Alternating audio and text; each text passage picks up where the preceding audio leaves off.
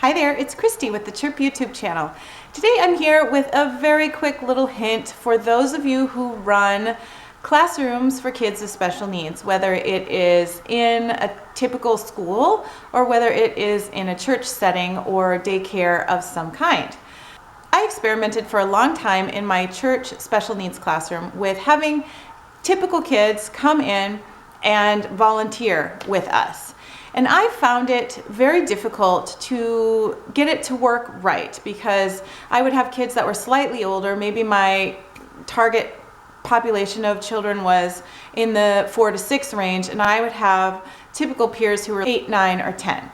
And this wasn't terrible, but I wasn't really sure how to utilize them. And so I was kind of pairing up kids with other kids and sort of trying to get them to build relationships and be consistent with the same students. That didn't really work very well. I've been doing something different over the last few months or so, maybe 3 months, and it's been working great, and I thought I would tell you about it. Instead of having typical peers sort of assigned every other week as I would assign a normal volunteer, I just tell them to stop by when they're available. And most of the time, for most of them, that's been either they come with their family member, adult family member who volunteers with me, or they show up every week because their family member perhaps volunteers in a different class and they want something to do during that time. And instead of telling them to kind of focus their attention on one student, I give them a very, very simple instruction, and that is, I want you to follow all the directions that I give in the classroom, and I want you to make everything look really, really fun.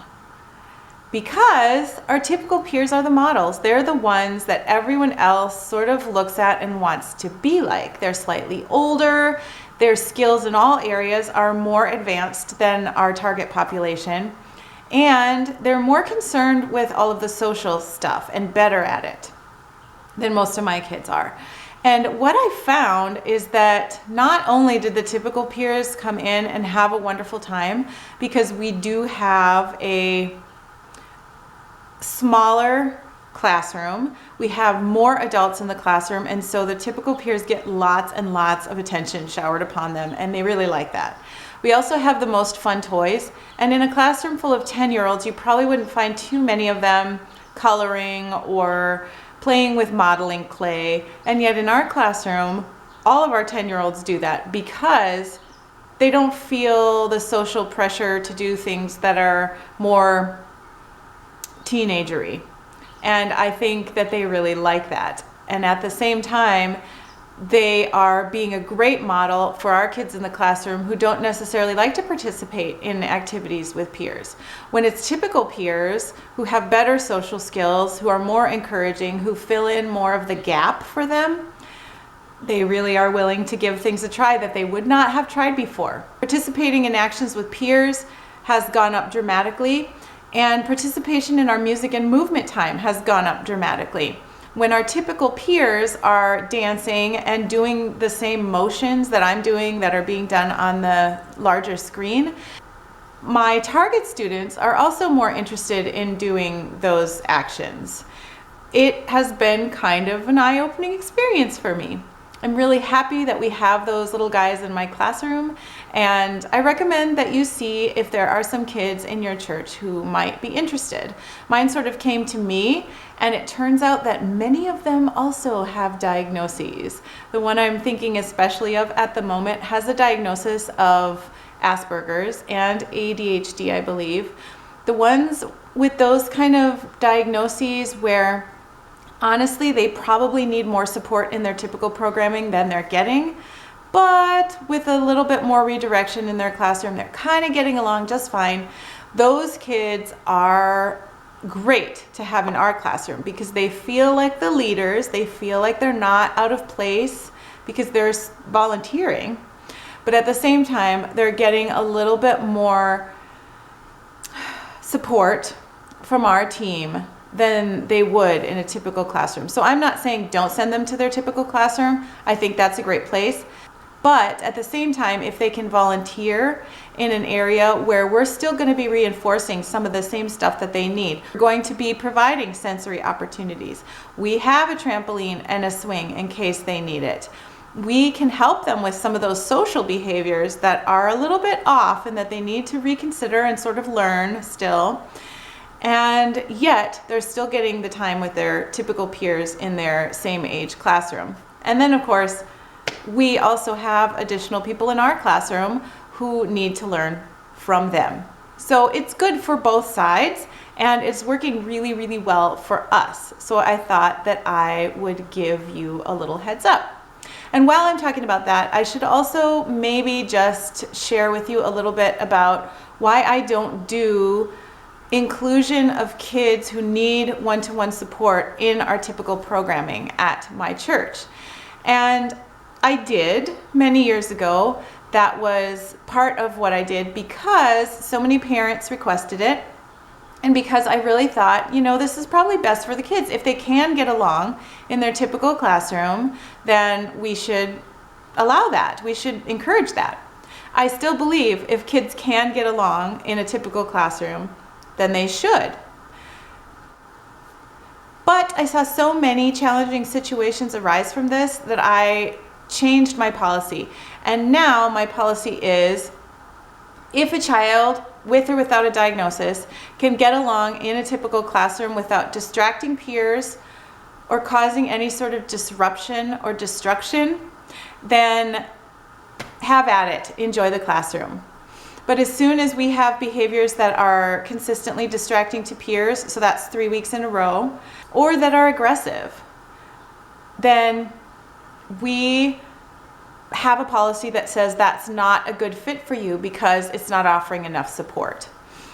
I choose not to send one-to-one volunteers out into typical programming for a couple of reasons. One is because most of them are lay people. They don't have the support they need in a typical classroom to feel successful. That's a bad thing. There was one time where one of my little guys was having a huge, aggressive, violent, screaming, yelling meltdown. And my poor volunteer had no idea what to do. Yes, she texted me and I came running, but the kid is still in the middle of a very small classroom with 20 other kids in it, and he's trying to hit, bite, and kick. And that's a big problem for me. That is not safe. If that happens, I want it to happen in my classroom under my supervision. And of course, those classrooms, typical classrooms, can trigger those behaviors that we're trying to prevent. For most of our kids, those classrooms are too much, too busy, too loud, too many people. And I want to provide the most welcoming, quiet, safe environment that I possibly can for those kids that we know are sensitive to those kind of stimuli. One time, one of my volunteers was seen dragging a violent, screaming child down the hall by his arms. I would never approve of that. I didn't know it was going to happen. This is just a volunteer. She has no training except for what she's gotten from me in my classroom. And yet she had no idea what to do with this child who was biting peers, kicking peers, screaming at the top of his lungs. She had to remove him from a situation where he was going to be aggressive, but she did not have training in how to do that safely. And that is what I find happening. We usually aren't able to train lay people to do restraining or to do safe transitions between classrooms.